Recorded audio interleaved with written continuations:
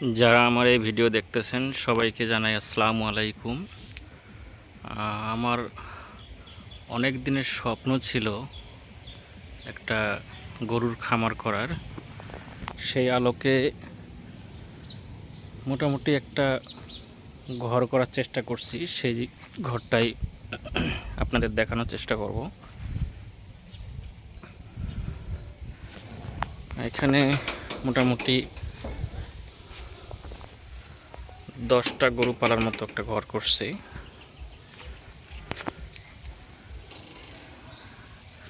ঘরের ভিতরে কোনটা কতটুকু দেয়া আছে সেই বিষয়ে বিস্তারিত বলবো ইনশাআল্লাহ।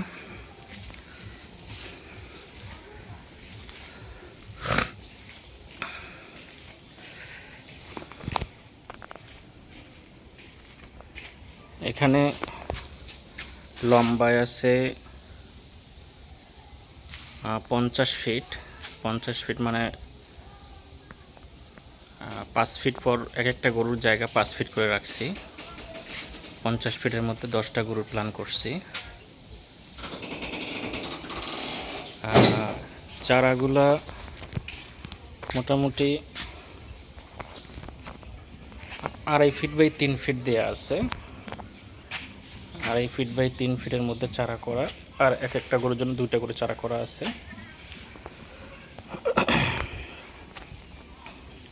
আর এই মেঝেটার প্রস্থ দেয়া আছে আপনার চারার এই জায়গার থেকে ঠিক এই জায়গার থেকে এই পর্যন্ত 10 ফিট। 10 ফিট প্রস্থ দিচ্ছি, প্লাস হলো 1 ফিট পানি যাওয়ার জন্য ড্রেন করা আছে। আর এই জায়গাটাতে একটু নিচু রাখছি যাতে জীবাণুনাশক কিছু দিয়ে ওই জায়গাগুলো ইয়ে করা যায়, পানি দিয়ে রাখছি। আপাতত এখনও গরু কিনি নাই, গরু কিনবো আজকে, যাব একটা হাটে এখানে। আর এই জায়গায় নেট দিয়ে রাখছি, কাঠ দিয়ে নেট লাগিয়ে রাখছি। আর এই পিলারগুলো আপনারা অনেকে ভাবতে পারেন যে কলম করে করা কিনা, কলম করে না এগুলো। এই পিলারগুলো মূলত ভিতরে একটা রড দেয়া আছে, রড দিয়ে 10 ইঞ্চির গাঁথনি দেয়া আছে, দিয়ে উপরে নীলটন দেয়া আছে। আর একটা জিনিস আমি করছি, সেটা হলো এই যে এই জায়গাগুলো পিছনে টিন দিয়ে গ্যাপ দিয়ে গ্যাপটা ইয়ে করা আছে। তো ফাঁকে হালকা কিছু টাকা খরচ করে কবুতরের ভাষা বানাইছি। যদিও বা কবুতর রাখলে রাখলাম, না রাখলে নাই। যদি গরুর সাথে কোনো ধরনের কন্ট্রাডিক্টরি বা গরু কবুতরের মাঝে কোনো ধরনের সমস্যা তৈরি হয়, সেই ক্ষেত্রে এটা পালবো না আমি। খাঁচা করা আছে, খাঁচা অন্য জায়গায় ট্রান্সফার করে তখন করব। তো আপাতত করে রাখছি, দেখি পরীক্ষামূলক কী হয়। এবং আপনারা যারা এই বিষয়ে অভিজ্ঞ আছেন পরামর্শ দেবেন আশা করি, এবং আমার এই খামারের গঠনমূলক আলোচনা করে আমাকে উপকৃত করবেন। আর আমি যদি সফল হই, হয়তো বা কোনো টিপস দিয়ে আপনারাও আমার দ্বারা উপকৃত হতে পারবেন।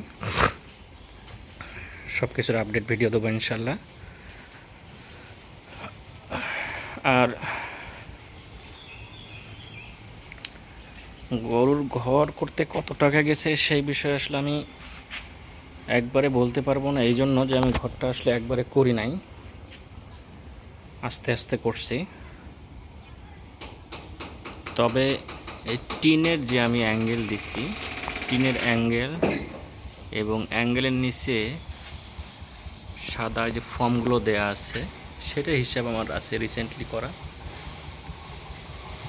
অ্যাঙ্গেল গেছে আমার 30,000 টাকার মতো, টিন গেছে 25,000,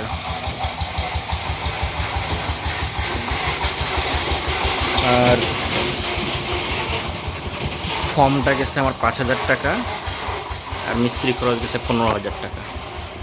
তাহলে 25 আর 30 55, আর মিস্ত্রি খরচ 15,000, 55 60 70, আর ফর্ম 5,000, এই 75,000 টাকার মতো গেছে। উপরটা শুধু টিন, ফর্ম আর অ্যাঙ্গেল।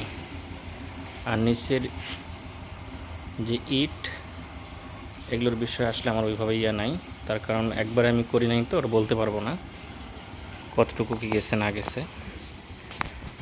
আর এই দিকে আমার আরও বাউন্ডারি করা আছে, যদি ইনশাল্লাহ যদি সফল হই তাহলে ওই দিকে আমরা ঘর করব। পিছনে আমার এইদিকে ওই জায়গা আছে বানানোর জন্য। তো আমি আশা করি আপনারা সবাই আমার পাশে থাকবেন, সহযোগিতা করবেন এবং গঠনমূলক আলোচনা করে আমাকে যাতে আমি ভালোভাবে সফল হতে পারি সেই বিষয়ে পথ দেখাবেন। এই বলে ভিডিওটি শেষ করছি। সবাই ভালো থাকবেন এবং আমার জন্য দোয়া করবেন। আসসালামু আলাইকুম।